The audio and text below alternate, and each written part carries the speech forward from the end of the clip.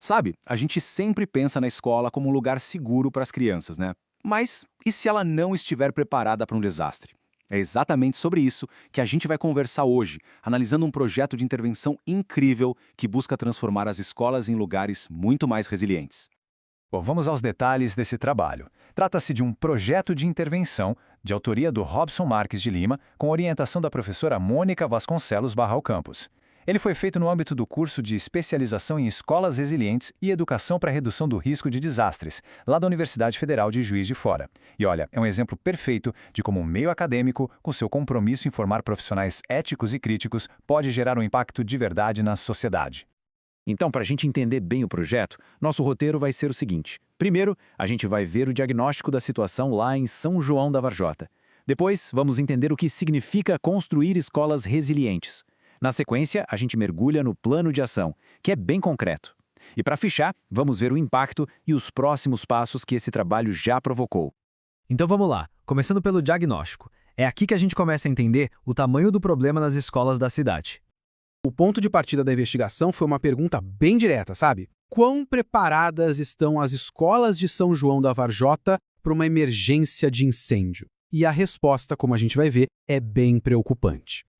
Pois é, o levantamento inicial trouxe um dado que, olha, é de arrepiar. De 7 escolas municipais que foram visitadas, 6 não tinham condições mínimas de segurança contra incêndio.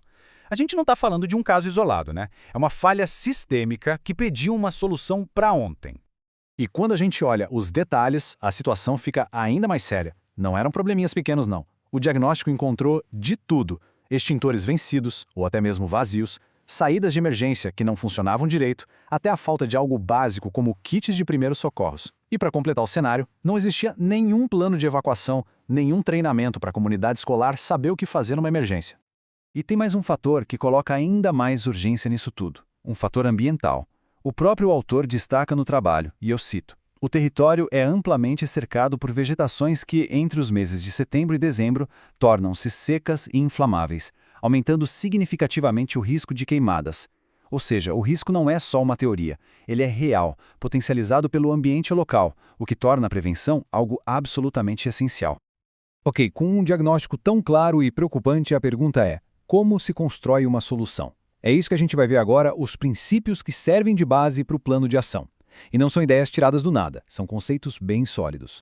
O coração de todo o projeto é essa ideia de resiliência escolar. E o que é isso na prática? Olha, não é só sobre ter extintores na parede, é muito mais. É sobre desenvolver a capacidade de toda a comunidade escolar. E aí entram alunos, professores, funcionários, as famílias, todo mundo junto para conseguir se adaptar e responder a uma crise, garantindo que a escola continue sendo um lugar seguro e de proteção. Essa tabela aqui ajuda a gente a ver como as peças se encaixam. Pensa, por exemplo, na educação para a redução do risco de desastres. Isso não é só dar uma aula teórica, sabe? É desenvolver a habilidade prática de prevenção nas pessoas. E isso se conecta direto com a participação comunitária. Por quê? Porque segurança só funciona de verdade quando todo mundo, dos alunos aos pais, está na mesma página, está engajado. A grande virada de chave aqui é fazer a segurança virar parte da cultura da escola, e não só uma obrigação a mais para cumprir. Beleza, já vimos a teoria, os princípios, agora a gente vai para a parte prática. Como é que tudo isso vira um plano de ação de verdade, algo que dá para executar? O plano de ação é muito bem estruturado. Ele tem 6 objetivos principais. Começa, claro, analisando os riscos. Depois desenvolve um plano de contingência, mas não um plano de gaveta, um feito junto com a comunidade. Aí vem a capacitação dos profissionais da educação, campanhas para conscientizar pais e alunos, ou seja, envolve todo mundo. E culmina com um passo super importante, a criação de uma brigada de incêndio escolar. É uma estratégia de ponta a ponta, do diagnóstico até a resposta. E esse fluxograma que está na tela, ele resume a metodologia de um jeito genial. Dá para ver direitinho o caminho lógico do projeto. Começa lá no diagnóstico, passa pela análise de dados, pela busca de parcerias, pela realização de oficinas, até chegar na avaliação e na revisão do plano. Ou seja, não é algo que se faz uma vez e acaba. É um ciclo, uma melhoria que nunca para. Tá, mas e aí? Qual foi o resultado prático disso tudo? Essa é a parte mais legal. A gente vai ver agora como esse projeto de intervenção saiu do papel e começou a gerar mudança de verdade. E aqui está o ponto-chave.